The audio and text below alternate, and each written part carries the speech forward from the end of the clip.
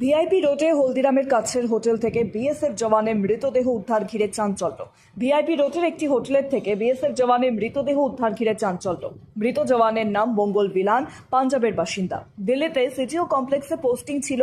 গত 3/7/2025 এক মাসের ছুটি নিয়ে বাড়ি যায় এবং তারপরই পাঞ্জাব থেকে 3/8/2025 বাড়ি থেকে বিমানে করে কলকাতায় আসে। চলতি মাসের 7 তারিখে কাজে যোগ দেওয়ার কথা ছিল, কিন্তু কাজে যোগ না দিয়ে তিনি কলকাতায় আসেন এবং হোটেলে থাকতে শুরু করেন। গত দুদিন ধরে কোনোভাবে এই জওয়ান বাইরে বের হচ্ছিলেন না।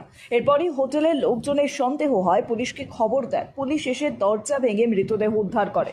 পুলিশের প্রাথমিক অনুমান হার্ট অ্যাটাকে মৃত্যু হয়েছে। প্রত্যেক দিন হোটেলে থাকাকালীন এই বিএসএফ জওয়ান প্রচুর পরিমাণে মদ্যপান করতেন। পুলিশের প্রাথমিক অনুমান অতিরিক্ত মদ্যপানের কারণে মৃত্যুর ঘটনা ঘটছে।